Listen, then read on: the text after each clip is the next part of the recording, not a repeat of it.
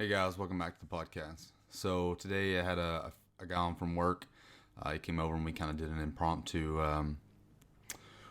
It started off we were talking about marriage in the military, and it kind of evolved into relationships in the military and how to deal with that. Not much to say here. Just want to give you a little brief overview. It did kind of change as we went throughout. If there's something that we left out, let me know. Otherwise, I hope you enjoy the podcast.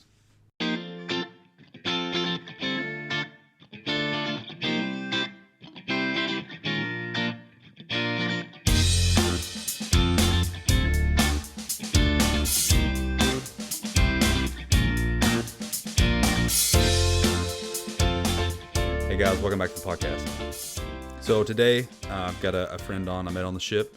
This is his first command, and we were talking a little bit about kind of the struggles of married life in the military. And he came over to the house today, and we were just hanging out, and we decided to do a podcast about it. And so that's what we're going to be talking about. I'll throw it over to him, let him introduce himself, and we'll go from there. Hi, everyone. My name is CS3. Currently on the ship right now, I am with the security department, but my typical day-to-day for my job as a culinary specialist includes cooking for the crew, cleaning up for the officers and the chiefs, as well as prepping the mess decks. So as you can imagine, it's not the most eloquent job that the Navy has to offer, but that's what I do. Yeah, and like I said, this is your first command. You've been in how long? 4 years. 4 years. So obviously I already established we're talking about marriage. When did you get married? Did you get married before or after you joined the military? So I got married after I joined the military, and it was about a month or two before deployment. Okay. And how long had you known each other?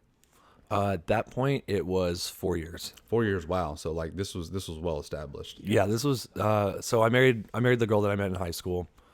We'd been in high school together for about 3 years, and then the Navy with boot camp and A school crossed over into our 4 year mark, and we were actually going to wait another year to get married, and then they were like, "Hey, you're going on deployment."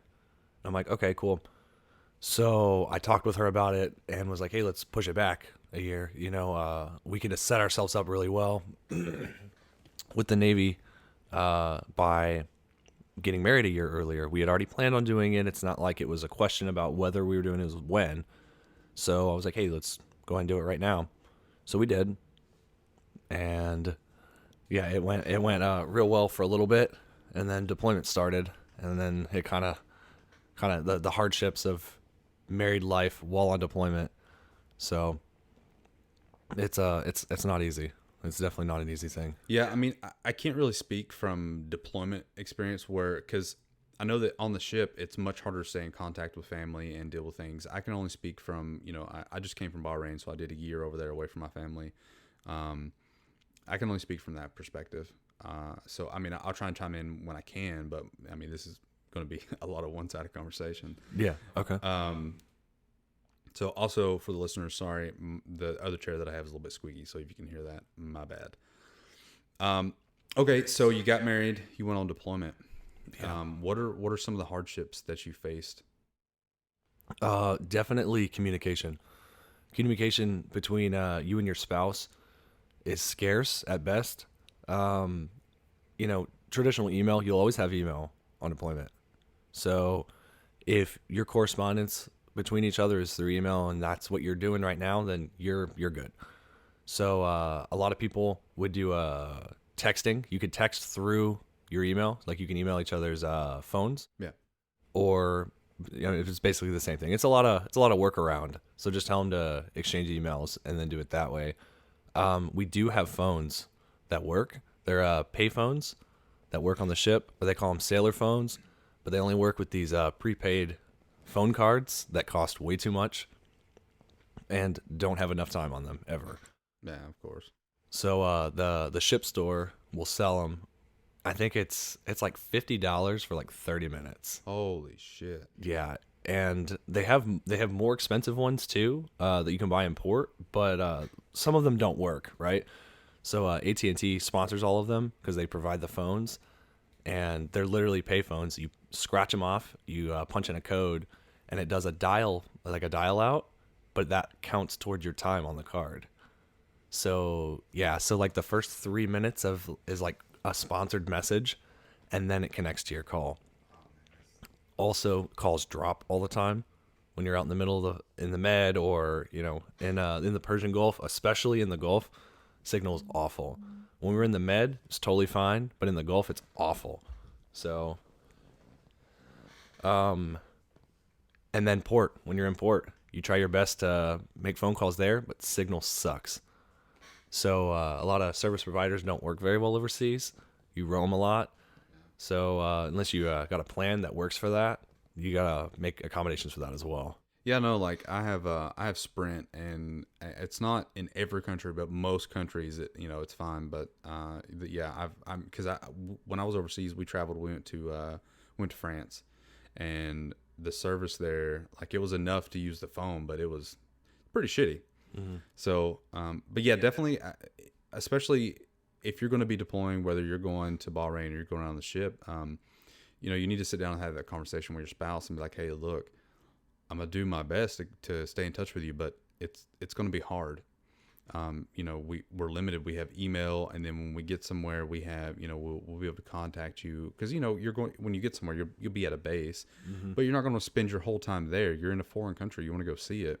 Yeah. So, you have to sit down and let them know, like, hey, I'll get in touch with you. I'll try and use my phone while I'm there, but, I want to go sightseeing. But that's something that you have to work out with your spouse and really sit down and talk to them. Another big thing is, while we do only have email and slight phone contact on the ship, there's always sending letters, and that's not the greatest way to do things. But when we set certain conditions where we're not allowed to use any form of communication outside the ship, a letter is going to be a good way to get things across. And granted, it's going to take a while, but that's something for you to do. And especially if you're sitting down every day and writing a letter, or your spouse is sitting down every day writing a letter, that keeps you connected, and it makes you think, every day about that person.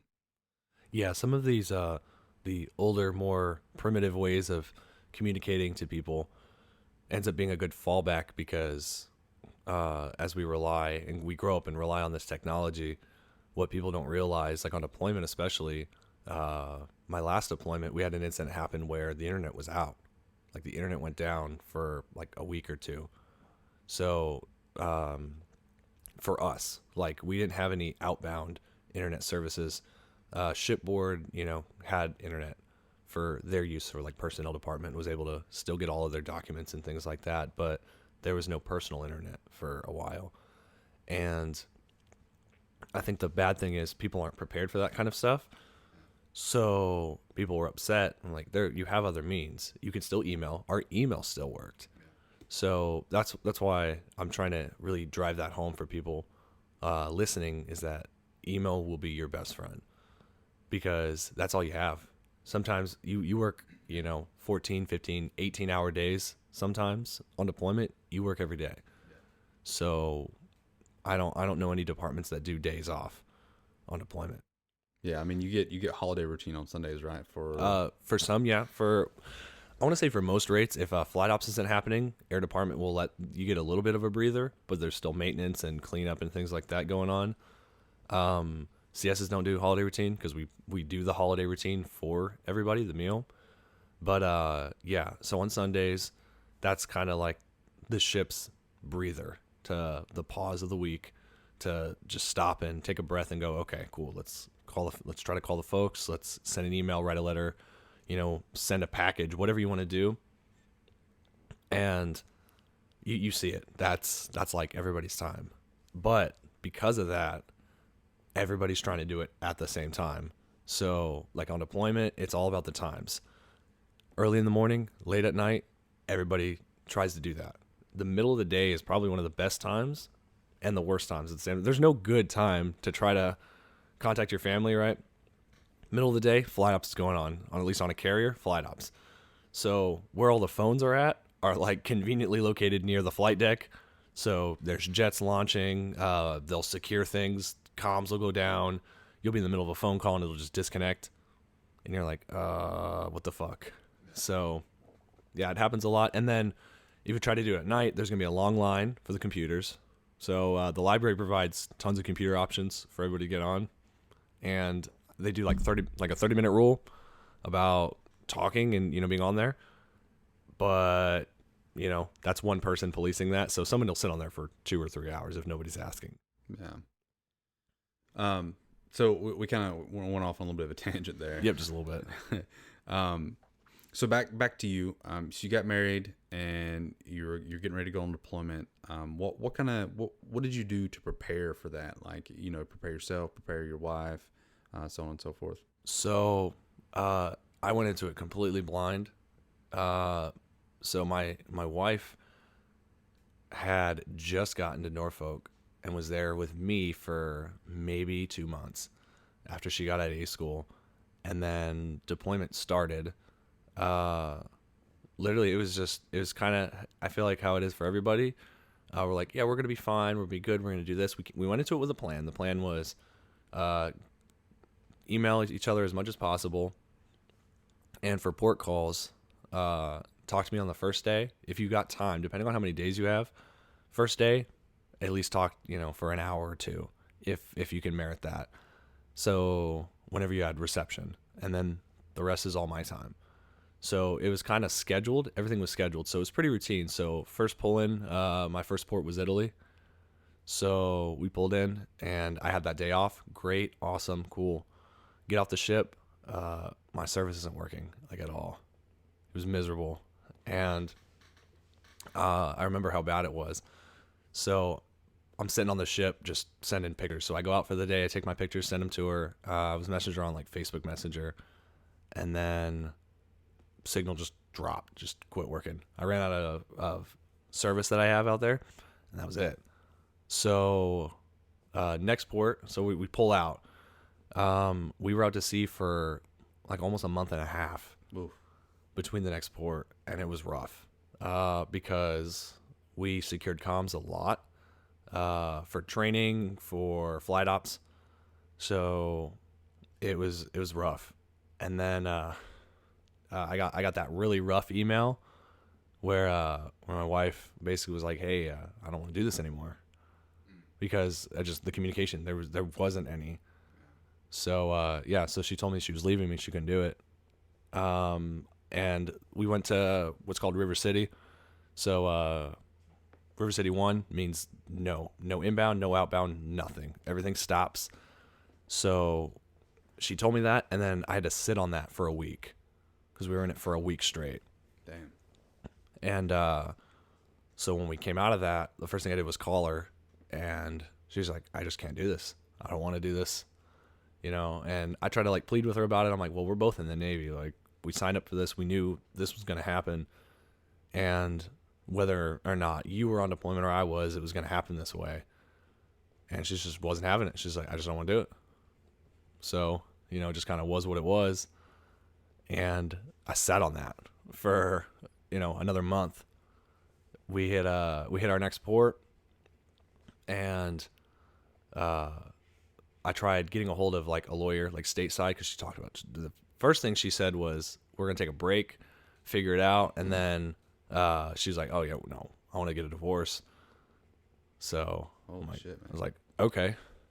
And fun fact: when you're on deployment, you can't get divorced while you're on deployment. They will make you wait until you come back. Man. So, but if you have any type of like separation deal, so for the state that we got married in, there's a 6-month separation period before you're allowed to file, and they'll grant that back to you, even if you're not legally separated. When you file for separation, they'll credit that back if you're on deployment or actively forward deployed. So, but she wanted to file for divorce. And yeah, that was just rough because you can't make, again, communication. So I can't call a lawyer, and I can't get updates. Everything through email kind of sucks. So yeah, it was a rough time. I can't imagine getting that letter or getting that email. That, just reading that and not even being able to say anything like that had to be insanely tough. Yeah. I mean, especially like, some type people are like, oh, whatever, and they take it in stride and they can keep rolling, but that's not everybody, and not being able to have any outlet or just to talk about that and work through it, and just internally deal with it. That's a lot to take in, especially when you're on deployment. You're working 7 days a week. You're busting your ass, and you have no time to do anything. It's just work, and you have no time for yourself and to deal with that internal stress. That had to be insane. Yeah, it was rough for me because, like you said, I'm working 7 days a week. I was doing 18 hours a day, so it was rough. So I was tired. I was out of it, and like I said, you get into a routine where you kind of just you blank out. You forget days. For me, I'm on the deck plates, so I don't go outside. Yeah. I'm in the galley, so. Working when I get up in the morning, even if I went outside, it's dark outside when I start my day and it's dark when I end my day. So I would only ever see the sun. So the joke for us was that sunlight only existed when we were in port because you never had any downtime to go see the sun. Yeah. So, it sucked. But, to my surprise, there's a lot of people there who experience the same thing because it happens to a lot of people. Right. On a carrier, on deployment, you're looking at 5,300 people. Yeah. So somebody there has gone through it or is going through it or is there to help support you. I told one person and everybody I worked with found out. Whether that's, a credit to that person kind of not keeping my business to themselves or not, but I did appreciate it in the end because everybody was really supportive. That's good. Yeah, I had a lot of support from my chain of command. They were trying to get me to talk to the right people. I'd contemplated getting out because I was still early enough in my contract for an early out, and they offered it to me. And, I sat on it for a little bit, but I didn't want to. So, but, you're not alone when that kind of stuff happens, but it does. It just sucks. It just is what it is. So, and I did everything I could to not let that affect me down the road for the rest of the deployment because at the end of the day, you got a job to do. So, luckily for me, I wasn't it's a critical job, but I wasn't on the flight deck. My life wasn't in danger. It's not like I was at risk of hurting myself or anything like that. But, it does dwell on you and people notice. So when you see the same faces every day for 6 months, you can notice when something's off because it happened to another one of our guys. They always talk about you get the Dear John letters or, the email or the phone call or whatever. And yeah, it happened to a ton of people. So how long were you out before that happened? So, I left for deployment in, right in the beginning of summer. I was like a month and a half into deployment. I hit my first port and it was like a week and a half after that. So we were out to sea. She said she was leaving me. I got the email, and then the tail end of that next month, we went to River City for a week straight. I came out of it. I called her, and then that was it. So, and then the next 5 months was all me. Wow, that was quick. You were only out there a month, and she was like, "I can't do this." Yeah, and that sucks. And I want you guys to realize that was somebody that was in the military. Yeah. He was married to another service member. So imagine if your spouse, who has never done anything, no law enforcement or no military, anything that would cause them to be in a stressful job or push them out. Imagine what they're going to be feeling if someone else that's in the military couldn't handle it after a month.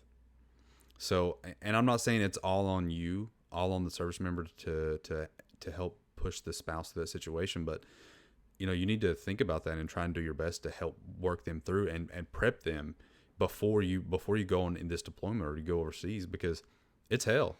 Yeah.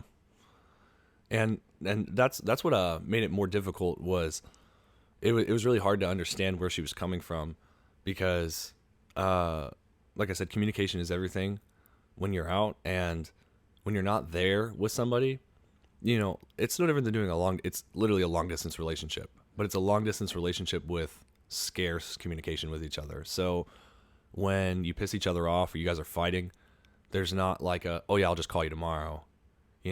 She can't call me. She has to wait on me.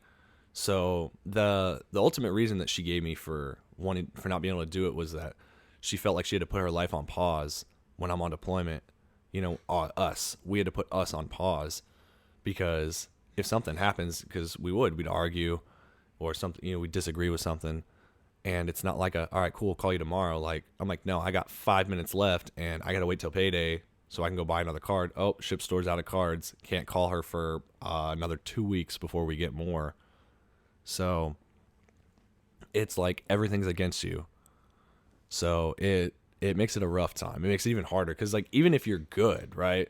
We had people who had phenomenal relationships on deployment, but their spouses would they'd go like a week because we'd run out of phone cards, and they're like, oh great. Or they'd go to the next and they'd be cleaned out, but there's people with like stacks of them in their racks, and you're like, oh yeah, let me get one of those, and they're like, it's $75.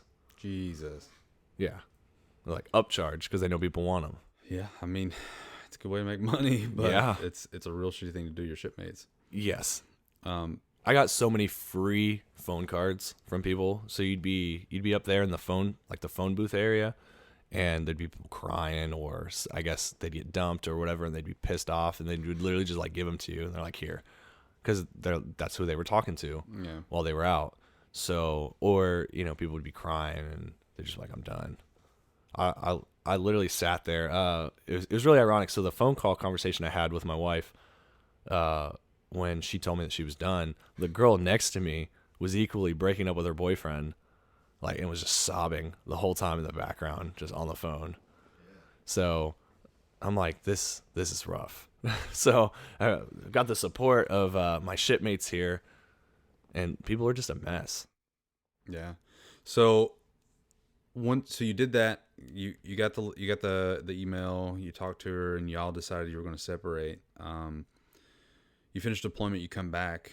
What's that process like, as far as, I mean, you can talk me through the whole divorce, or just mainly the military side is kind of what I'm looking for, how they deal with that. So, the rules have kind of changed recently, but then at that time, there's not a whole lot to do on the Navy side of things. So you can keep them as up to date as you want up until the point in which you actually get divorced. So you're not required to give them any documentation stating that you're separated or anything like that. But I did. So when I filed for separation and actually signed paperwork, I brought it and was like, hey, here, give it to them, because they'll log it as that. So it just really depends. I mean, if you want to take all that in, you can. But yeah, no, the military side of it really only changes. So as soon as you file for divorce, like, that's it. They cut off your BH, that's it. It's done. And the big thing you got to remember too is, so when you get married, they default your beneficiaries for your SGLI life insurance policy. So for those of you who don't understand, when you're in the military, we have a huge life insurance policy on us. Yeah, it's $400,000 for you and whoever, your family members, and you actually set that yourself when you join initially, about whether it's going to your spouse or your next of kin. So whether that be your son, your mom, your dad, whatever. And mine, for a long time, defaulted to my ex-wife still, until like a couple months ago, when I went in there to update all my page 2 information, and they're like, oh, by the way, your beneficiary is still this person. And I'm like, that's my ex-wife. Let's take her off of that. So all in all, though, it's literally, you bring them personnel the paperwork, and they do everything. They take them off, they log the divorce decree in there, and that's it. So how do you think that affected you? Do you think that affected you at all career-wise, like as far as the Navy goes, while you were dealing with that? For me, no, not so much, because the Navy was kind of an afterthought for me to begin with. I wanted to join the service to begin with. So, I grew up in a military family, so that was going to happen regardless. But what had sucked was we had a plan together, and I think that was kind of the root of all evil for me.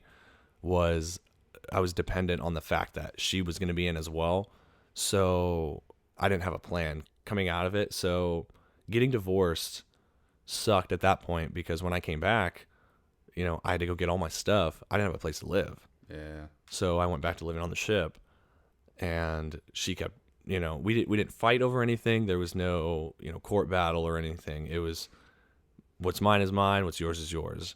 So we didn't do a prenup, we did a postnup. So it was just after the fact, here, sign this. Cool. What you came in with is yours. What you came in with is yours. There's nothing after the fact, no money exchange. We paid the lawyers, and then we were done.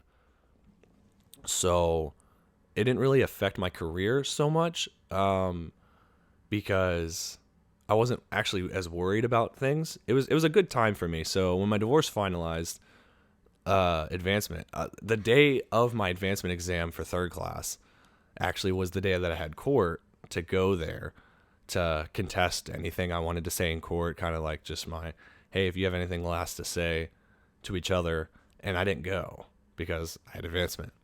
So, and it would have cost like $300 or $400 to reschedule. And I'm like, nah, I'm just going to not go. And my lawyer was like, well, just understand that it's just her and her lawyer. They could say anything about you. You're not there to defend yourself.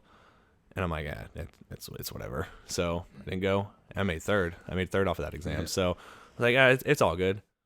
So, obviously, in the start, it was one-sided. Mm-hmm. She wanted it and you didn't. But later on, as you began the process, it was mutual, and y'all were able to really work through and get everything done without any major battles or anything? Yeah. So, I was trying to talk her through it to see if maybe I could talk her out of it, and she was pretty dead set on it happening. So I kind of just accepted the fact that it was going to happen, and that I didn't want to fight. Something we had talked about before was anytime we ever had problems, it was just, let's just talk it out and call it a day. And I told her that if, we ever did split up, I wasn't going to fight her for anything. I never wanted it to be that way. I don't like fighting. So yeah, we just kind of did the paperwork, and, I combed through everything we had. So, my advice for a service member getting divorced is, you utilize your resources. If you don't have a lawyer, take it to your legal department. Legal will literally look over it for free. They'll draft you paperwork for free. They don't. Well, I mean, they won't represent you, but they will. No, they won't. Yeah, they won't represent you in in that, because they don't specialize that. The JAG will not do that. The Navy doesn't handle divorces. They'll tell you that all the time. But you can bring a contract, any contract. It doesn't have to be a divorce paperwork, but anything, and go, hey, can you look over this? Make sure I'm not getting fucked over. The Navy actually recommends that before you sign a lease, to take your lease agreement to your ship or, your legal office and have them look over it to make sure you're not signing any anti-military clauses in there that prevent you from like forward deploying and then still having to pay. So like, let's say all of a sudden your ship changes home port and they're like, hey, in a week we're leaving, and you just signed a 2-year agreement on an apartment. They can draft you out of that. But if you sign paperwork saying, oh, I forfeit this right, you're kind of stuck. Yeah, but I mean, there's things in effect that will protect you. Yes. The military clause, which at any point, if the military moves you, then you can break lease without any penalties. Yep. But you are right that would be a battle to have, and that's something you want to avoid. So yeah, I would bring that in. But so, you got to the point, you combed through everything, and y'all just did a nice, clean set. Yep, it was clean. And I think it was like a week or two after we finalized and got everything together, and she was trying to be friends, kind of make everything like it was normal again. And I don't know, for me, I was just like, I need to take a step back from this. And I told her, I'm like, hey, we're not friends. I don't want to be friends. I'll help you if you need it, but don't call me. Basically, just ended it and called it a day. Yeah. and I haven't spoken to her since. It's been almost 3 years now. Damn. Well, I mean, that it was a shitty situation, and you just Yeah. made it with what you could. So you got past that. You moved on. You kept working. What do you think there was anything that you could have done that potentially could have circumvented that situation? In my particular situation, no, I don't. Because it was a lot of things that were out of my control. She just wasn't ready for it. You can't prep. You never know. I mean, you know months in advance when deployment's going to happen. But I'd only been stationed on the ship for maybe 3 months, and then they're like, hey, by the way, deployment is coming up in a couple months. So I'm like, okay, well, here we go. We're going to do it. I've never done it before. So for us, no, because her problem was the lack of communication. And at least I feel that I communicated with her as much as I could when I could. I don't know. It just ended up falling apart. She just didn't like the physical separation aspect of her. Oh yeah, I mean that's of hard it. So, and I think you really realize how much you rely on that as well when they're not there, because you're surrounded by a lot of really negative people as well on the boat. Because for every one or two supportive people of what you're doing or your marriage, there's 5 or 6 other people who are like, oh, she's probably back home banging somebody else. She's definitely cheating on you. I wouldn't waste your time. Here, we're gonna go fuck with some hookers here when we pull into port. Go do this, go do that. Or there's people who just have their spouses are just like, when you're on deployment, go do you. I'm gonna go do me. You're gonna go do you. I didn't believe in that, so that wasn't the case for me. But for a lot of people, that is, because that's just how they cope with it. I mean, I'm okay with that mindset. Like, I'm the type of person that whenever I get separated or I'm going to be gone for a while, I tend to shut down. And that's just my natural reaction. That's just how I do things. And whether intentional or not, that makes it hard on my family. But if you can find someone that's kind of that, that similar, like, look, I'll talk to you when I can, but when I'm out there, I'm going to do me and you do you. And there's 2 different ways to do that. There's the complete, hey, let's be open, and I'm not going to say anything I don't want to know about it. You do you and I'll do me. There's that. But there's also the, I'm going to maintain, I'm going to be celibate or whatever, but I'm still just going to go out and do what I want to do and not have to worry about that other person. Yeah. And I feel like for me, that's a much cleaner way to do things, because then, you're not freaking out about what's going on back home. They're not freaking out about what's going on deployment. And that doesn't work for everybody. No. But I mean, if you can do that, that's great. And it's all about finding what works for you. I know we had a really hard time, me and my wife. So when we got together the first time, I was in Bahrain. So we worked through and we ended up getting married while I was in Bahrain. And then I left there and I went to my next command, and she ended up coming out. And so it was we had a little bit of a struggle there because, we were overseas. She was away from her family, and she's not the type of person that I am, where I can just kind of shut down and shut it all out.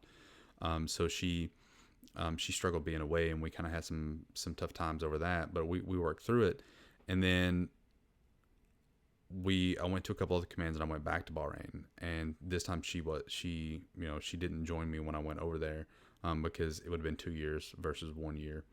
And that year apart was really hard. We had some hard times, especially with the way that we believe marriage should be and things like that. I had some get-togethers at the house, and there was guys and girls both there. But I told everybody, I said, hey, look, if you get too drunk, you're staying here. I'm not letting you leave. I'm not letting you take that chance to get in a cab and taken somewhere and, getting sexually assaulted or getting hurt in any way, or walking through base and getting messed up because, you're drunk, you're too drunk to make it through and get to your room.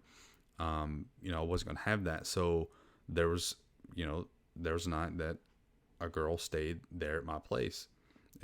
There was other people there too, but that particular situation really put a strain. Like we had some serious fights over that, and it just, it is what it is. There's two types of people, and you've gotta find that balance. So that, along with that, the physical separation of her not being there, that made things a lot worse. So you compound that with the physical separation, making things so much harder with the fact that you're only going to be able to communicate when the Navy says you can communicate. You only have X amount of time. You compound all that together, and it makes for hell. So, I mean, at least this is going to be our first experience, and I know it's going to be hard on us. But at least to bring it all home is what I was trying to get at, is for those guys that have been in for a while, that have done those, that kind of prepares people. But for these people that are going straight to a ship, there's no preparation. You've got to talk to people, and if you need to go to marriage counseling, or you need to whatever, you've got to do something. Like you said, come up with a plan. You had a plan, and it fell through because Navy comes first. But Yeah. you have to set up something, otherwise it is going to immediately fall apart. Yeah, and it just sucks because no matter what kind of plan you have, you never know what the Navy's going to throw at you or what the situation's going to throw at you, because, like I said, we had a good, solid plan. Hey, we're going to talk every day. I'm going to email you all the time. And we did for a long time, but things happen, and even from somebody in the service, she had never been out to sea.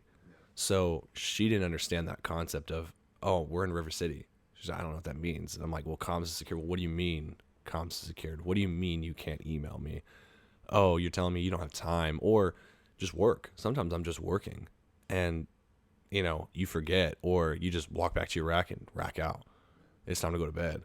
Wake up the next day and I'm like, oh, fuck, I didn't fucking send her an email last night. And then it just starts a fight. So it's difficult because you're stressed out enough as it is, and they're stressed out because you're not there. So yeah, it's what it comes down to is no matter how much you plan for it, you never know what's going to happen while you're out there. Yeah. So, but so after that, you kept working. You actually met somebody else. I did, yes. So yeah, now I'm actually, contrary to what I wanted to do, I'm with somebody else on the boat as well. I try to stay away from people on the ship because working with someone that you're also with on board is rough for different reasons. Because kind of to what you said, for some people, you just do your own thing when you're out, and whether that be an open relationship or even celibacy, you're not sleeping with anybody, but they're not super needy, so you don't have to constantly talk to them all the time. Yeah. My situation is kind of similar in that vein, that now that we're going back out to sea, I'm working. My job doesn't facilitate time off. I'm working the whole day, and the person I'm with, their job, they get off, middle of the day. When work's done, it's done. All right, cool. See you guys later. Kick rocks. So then you have a person now sitting, waiting around on you, or following you around when you're at work. And I'm like, I can't do this. Sorry. Like, I'm at work. For me, I'm the type of person that work is work. Oh yeah. When we're at work, I'm at work. This is a working relationship, a work relationship. It's professional, completely professional. My off time is my off time, so it's nothing personal, but hey, this is what I'm going to do. I'm going to do me. I'm not trying to be rude, and I want you to understand, but I'm working. It just is what it is. So yeah, it's gotten better. And I think the benefit of this is that they also have a lot of time in as well, more time than I do, coming up on their 5-year mark, and they're about to get out. So, they went through the whole deployment. They understand so even with us going out, it's not even that big of a deal. So they have a firm understanding of what's going on with that. So at least on that side of things, I don't have to worry about that. And I definitely considered that as a major factor when I was considering people, when I was interested in looking for people to be with, is, kind common thing people say is that they try to avoid other Navy people because I don't want to talk about work. The last thing I want to do is talk about work when I get off work.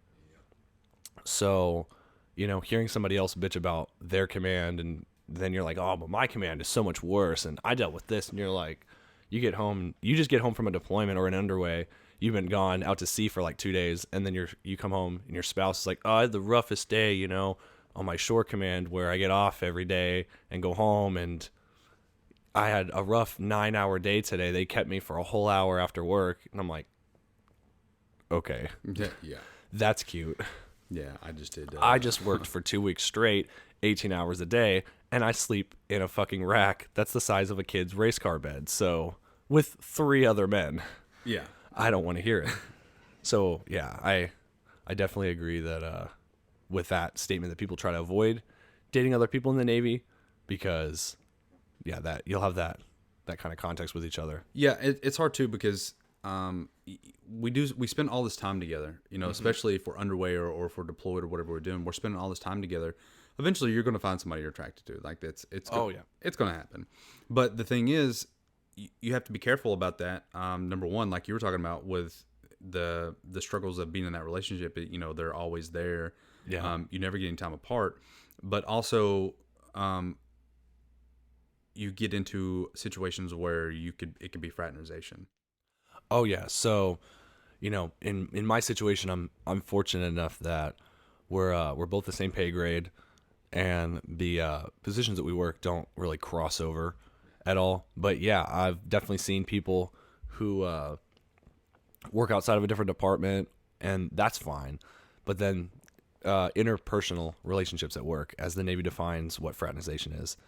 So, we see it all the time. You see people who are the same pay grade, somebody makes rank, they were already dating, and now they're a supervisor, and they're like, fuck. So either one of two things, either everybody already knew that they were together, or they just keep it to themselves. And yeah, it'll fuck you over at work. Because I know with us, we had an individual whose significant other made rank faster than he did, and then they completely separated them in the department, and they never saw each other. Complete opposite schedules. Yeah, and that's a decision that somebody has to make. And it's hard because once you do start making rank, even if you kept it to yourself and nobody else knew about it, but you make rank, now you're in that position where you may have to, if you're a CS or whatever, and you're both working in the kitchen, you're like, hey, I need you to clean that grill or whatever, and they're like, no, fuck you, I'm not doing that. Then it becomes not only does it become a work issue, but it becomes a home issue. Or personal issue. They end up taking it personal because I think inherently, right, as people, if you tell your significant other to do something and they just kind of playfully pass it off, you're like, all right, whatever. It's no different than like you're at home. If your wife tells you, hey, get these dishes done, and you're like, all right, cool, and you forget about it, she comes home and she scolds you about it, right? Hey, I asked you to do these, and you're like, oh, I'm sorry. All right, cool. That, depending on your type of relationship, sometimes that's all right, cool, hey, get them done. But like in a work scenario, if I'm like, hey, this needs to get done, and you're dating somebody in your department or where you work at, well, it's a little different with the Navy, because then someone above you is gonna be like, hey, this didn't get done. Why the fuck is it not done? You're getting chewed out, and then now they're like, oh, well, I told so and so to go do it, and they go, okay, well, I need you to go write them up, or I need you to go get their shit together. Hey, this person's fucking slacking off. So for me, that's why I said work is work. It's nothing personal. If I'm told, hey, I gotta go write you up, hey, you need to go get in this person's ass and tell them get their fucking shit together. It doesn't fucking matter to me. Sucks to suck. Go do your job. But that does cause problems at home. Oh yeah. So and I mean, even if you're in different departments, like for the galley, you're CS, you work in the galley. The galley has certain rules about you coming in there and doing stuff, or me as an MA, if my wife was in and she was in a different department, I may have to correct them. And so like you coming in, if you're that person in the galley and you're like, hey, no, I need you to roll your sleeves, and like, whatever, I'm not going to do that. Like you have to enforce that. Yeah. And like me as a master at arms, if I came across my wife and she was doing something, I would have to stop and enforce that. And even like with master at arms, it's even a little more difficult because since she's my spouse, if she comes on base, I still have to enforce those rules. So if she's speeding, guess what? I'm writing you a ticket all the same. Yeah, I got to treat you just the exact same as I would everybody else. Yeah. And so, for those people that do deal, if you're dating someone on your ship, you're going to have to enforce whatever your work center, you're going to have to enforce those rules, and that can cause more struggle. And so it's better to stay away from people that are in the same command as you. But I mean, it's inevitable at some point. Yeah. You And it's not that it's not allowed. Obviously, people do it, and I understand why. So, you're on a carrier, right? You have not even on deployment. Okay, we're like 3,500 strong off deployment. If you like somebody, you're not alone in that. People have that. And when you spend that much time together all the time, every day, like you said, you're bound to end up liking somebody. So there's nothing wrong with it, but you just have to know that's just that, the risk of what you're doing. What you do now is going to get scrutinized by everybody you work with. That person showing up to your work center all the time. Your supervisor could be like, hey, I'm cool with you, doing whatever, but, we're at work. Professionalism. The Navy's really big on it. So, that's why they're so strict on what the rules of fraternization is. And while it may not be considered fraternizing, it could still, PDA is still a thing. It's just like high school, like overly excessive amounts of PDA. In the Navy, they don't really like you hugging up on females and stuff like that because somebody else may not like the way that that's being portrayed. And, it's a professional working environment. The ship, regardless of what people may think, yes, it is also your home. Your rack is your home. But the ship is a professional working environment. Yeah. So everywhere except for your rack. But I mean, even then, you can't just be like, hey, babe, come in here and we'll go into my berth and we'll go to my rack. No. Definitely not allowed. No, there's not supposed to be any sex on the boat. Oh, but it happens. And it definitely people happens. Get caught and they go to mast. Yeah. They go up, they go on restriction, and people do it multiple times, get kicked out. So, but so into the relationship thing, like you go in and you hit these ports. If people see you in these ports, I mean, they're gonna know like you're going out together and stuff. Sometimes they get overnight liberty and they go to a hotel or whatever, and I mean, people still get in trouble for that. Yeah. So, because only until like recently, for us anyways, the tail end of the deployment was when they actually started allowing males and females to get hotel rooms together. Because the beginning it was you had to have a Liberty buddy, of course, and depending on pay grade, for us E4 and below, you had to have 2 other people. So it was a Liberty party of 3, and if you were second class or E5 and above, it was only 1 other person. But that rule still applied with hotel rooms too. So if you were checking into getting a hotel room, one of your Liberty buddies had to be male, and if you got a hotel room, you guys weren't allowed, air quotes, allowed to stay in the same room. So obviously what people would do is they would book a hotel, they would apply for overnight liberty, and then just not book a hotel, and then obviously just stay in a hotel room with whoever. But yeah, you could get in trouble for that. And people did. Plenty of people did. And then they lifted that rule towards the end because some people were like, well, that's not fair. I'm friends with only females. Like, I don't want to stay out with some random male. And then because people were getting in trouble with those people. So, and then they also split it so that way E4 had its own separate Liberty policy rules from E3 and below as well. And then it also goes into the, like if you're a dude and you're gay and, you only hang out with women, or, there's a lot that goes into that. So yeah. there's other factors to take into consideration. It was something that needed to change, and I'm glad they were being a little more inclusive about it, because it just sucks. Maybe I just want overnight liberty for myself, and yeah, even if I'm not, my intentions aren't to like sleep with somebody. Yeah, that's what I was trying to get at. Yeah, that like I don't want to have to stay with a male if I don't want to, And most of those times you would stay, right, and then that person would just go do their own thing. But you can also still get in trouble for that, because they're gonna be like, if import security or the port security are like, hey, where's your Liberty buddy at? And you're like, I don't know. Boo. Yeah. So. All right, so we kind of moved off a little bit. So back to kind of like marriage and relationship in the military. So you before you were with the person you were now, you got with somebody else, right? And they were civilian. Yes. Did you have any struggles as far as like military life related with that relationship? Thankfully, no. So during that relationship, we were in the workups. We weren't in workup periods. We were in the yards, and so we weren't going out to sea at all, which was nice. It made it really easy, and me and that person could spend every day. It's basically shore duty while on sea duty. I went home every day. I came in the same time and left the same time every day. So, but by that point, I was working with security department, so we had a better schedule than what I had I been with my original department.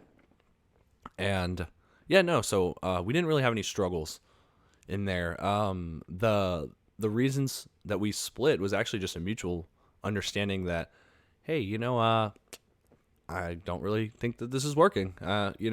We weren't fighting or anything. It was just, I just don't think we should be together. I don't think this is really much of a relationship. We're kind of just friends at this point, and that's just is what it is. But that person was more than understanding of the situation, having no naval experience or military family members or anything like that. But, was like, hey, if you go out, cool. Hey, you go do you, I'm going to go do me. So don't worry about me. If you go to work, you don't have to sit there and text me while you're at work. I don't expect that.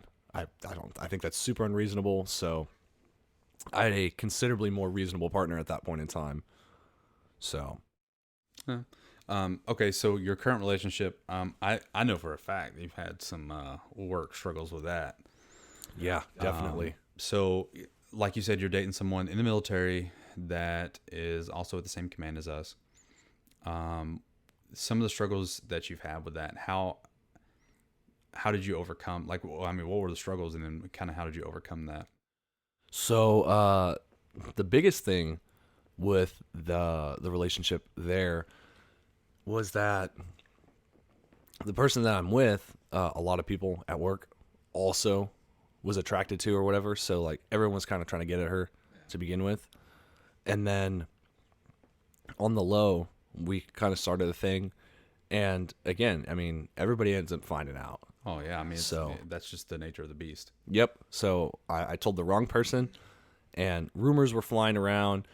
No matter whether they were true or not, I'm all about work is work Yeah, and home is home. So for me, the problem was I had somebody else at work, one of our supervisors, had issues with her and would like purposely pick on her, but work's work, I mean, it was like a kind of a performance thing. yeah, He didn't like the way that she was performing to his standards, not necessarily against a greater whole. He had it out for her, is what it was, and it caused issues because I can't really do anything about that, for one, because he's kind of just a fucking tool, and I wasn't able to do anything about it. But it sucked because when you work with that person and you just can't do anything about it. That's, like you said, the nature of the beast. That's just work. And if that particular person, if their performance slips, they're going to come to you and seek, guidance sometimes, or be like, hey, I'm getting yelled at by so-and-so. And then you're like, yeah, you quit fucking up. Like, yeah. I mean, well, what else can you do? and then they get pissed at you and they're like, oh, okay, so you just agree with them. And I'm like, yeah, kinda. Yeah, get your shit together. For me, it's pretty clean cut. I'm not too, I don't pick favorites in that situation. If you're fucking wrong, you're wrong. Just what it is. But yeah, working with somebody that you're in a relationship with, especially on the boat, gets hard. Especially if you're in different rates, or you're like, in my case, we're TAD somewhere else outside of our parent department. So it's not, it's not stringent on the fact that, hey, they could just send you back. Yeah, So it sucks because I can't hook you up, I can't help you out. I can only be there for you when you're upset. Yeah. And I mean, like you said, if you're wrong, I'm going to tell you you're wrong. Yeah. You know, that's work, and you've got to step it up and do better. Um, so I mean, as far as like relationships go and divorce, marriage, and all that, what kind of advice would you give to people that are either coming in or they've been in and now they're in like a serious relationship or you know or wherever they're at in their life? What kind of advice would you have for them? So, for people who are married before they come into the military, um, depending on how old you are, what point of life you are in, I guess age doesn't really matter, but depends on the relationship you have with your spouse, right? So just understand that with the Navy works in weird and mysterious ways, and it like you could go in with a solid plan, have a solid relationship, and I'm watching them crumble. I'm not, and that's not to discourage, hey, don't join the military, but it happens. Just make sure that you guys are on the same page, and go easy on your spouse. Your spouse, if they're a civilian, may not understand what you're going through, and it's not their fault. You can't fault them for not knowing what you're dealing with or how to help you. But don't be afraid to reach out for that help. You know, don't bottle it all up. Talk to them about it.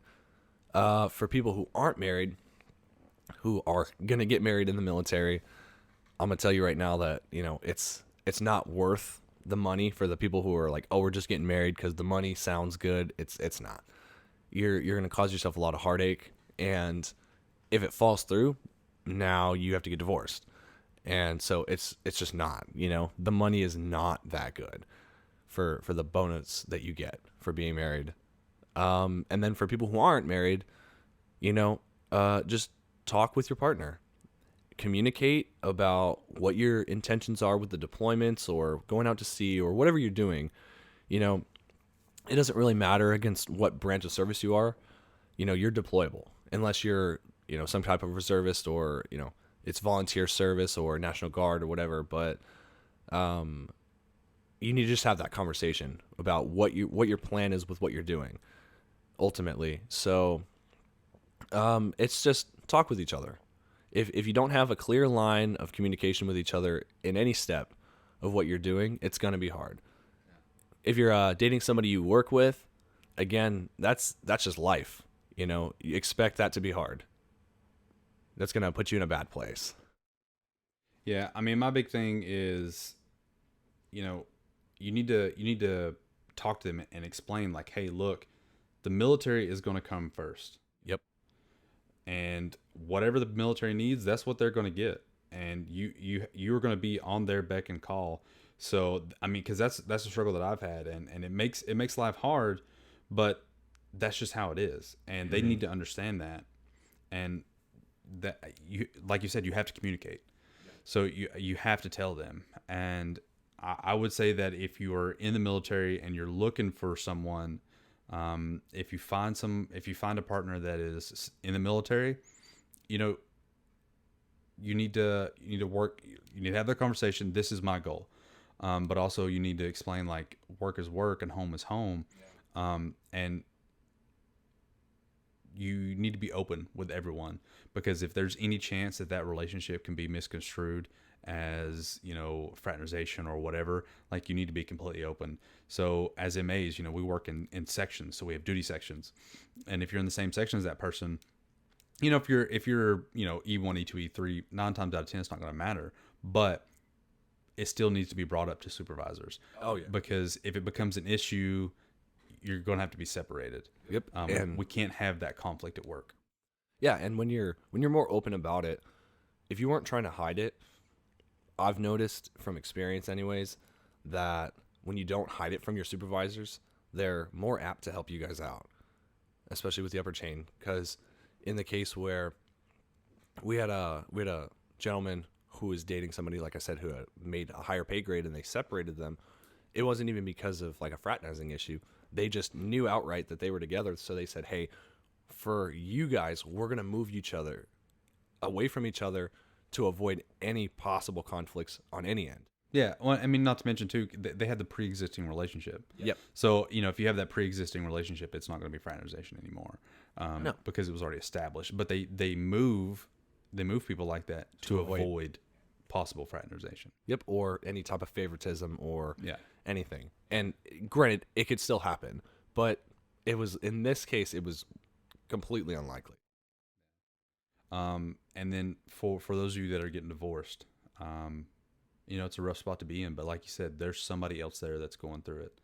Oh, yeah. Reach out, go talk to chaps, go talk to legal about your contracts or whatever. Talk to anybody and everybody you can, because there is someone else that has gone through it, is going through it, or knows someone that's gone through it and can get you to the right people. It's a shit place to be. And that's something that I meant to bring up. Y'all had a real clean separation, and it was kind of weird because you're both in the military. But from what I've heard before, and I've never really looked into it, but since I have you here, I'll ask. Alimony. Is that like a thing that the military says you have to pay this, or is that like? So to my knowledge, so we weren't married long enough for alimony, but I have heard that any law of the state, right? Yeah. They will enforce that. So the military, like I said, when it comes to divorce, the military is very hands off because they don't handle it at all. It's handled on the civilian side, and your job is to bring that paperwork to them. So if you are requested or required by the court to do something, no matter what it is, the military will find out about it. They will tell them if you don't do it. So let's say you have to pay some kind of severance fee, something, a court document file comes out, and they send that to them and go, hey, your sailor is required to pay this. So, you guys split in a divorce, and she's getting $5,000 and you're getting $5,000. You guys got to fucking whatever. It doesn't matter. So they will enforce it. But that's at the law of the state. So the Navy doesn't have any, as far as my knowledge goes, the Navy isn't like, hey, you're required because you were married to pay this. It's at the discretion of the state when they decide that, going through your divorce. See, I was under the impression that like if you got divorced and it was the wife was making it happen, that you were the Navy was like, no, you're going to pay alimony. But okay. No. So it's entirely hands off. Literally, they don't handle it at all. Okay. So yeah, whatever's requested of you on behalf of the courts is what you're required to do. No different than if you were a civilian or not. And then the Navy will just enforce it. So whether you can pay it or not. So, let's child support. Yeah. Perfect example. So They take that straight out of your paycheck. Yep. So if the Navy finds out that you're not paying your child support, they will stipend your paychecks and just take it out for you. And even if that means you don't have the money, they can also force reenlist you to pay off things. Oh yeah. So yeah. So the big thing is make sure your spouse is prepared, because the Navy will get what the Navy wants. Yep. And I mean, I'm assuming that goes for Army, Air Force, any other branch. They're going to get, you signed a contract for them. Yep. They're going to get their money's worth. You work for them, and they will make you work for them. Oh yeah. All right. Well, I think we've pretty well covered. Is there anything that maybe you feel like we didn't hit, or you want to add, or anything like that? No, I think we just about covered the gist of it. I mean, there's wasn't a whole lot to bring up about it. It's pretty clean cut and dry. Have a plan, and that is just across the board. If you're coming in a relationship in the military and they're not in the military, the biggest thing for me is understand the separation of work is work, and when I'm at work, I'm working, and I'm in the military. Remember that the military is not easy. It's not supposed to be easy. There's a reason it's the 1%ers. We're 1% of the population for a reason, because it's tough, and whether you consider it easy or not, cool, good for you, but it's not for everybody. Just understand that. And not everyone's going to be able to take it well. So just have a plan. 100%. All right. Well, I mean, I feel like that's a good closing point. I appreciate you coming on, man. It was nice having you on, talk to you. I know we want to do another podcast, so just be on the lookout. We're going to do another one with CS3 here. So if you guys have any questions about, you know, marriage, divorce, anything to do with any type of relationship in the military, reach out, ask me. If you have a story that you want to come on and tell, I'm all for it. Email me, let me know. So, you know, find me on Facebook, Twitter, YouTube. I've got my email out there. You know, just let me know. If you enjoyed the episode, please leave us a review on iTunes. Share the episode. Do whatever you can, all the social media stuff. And see you next time.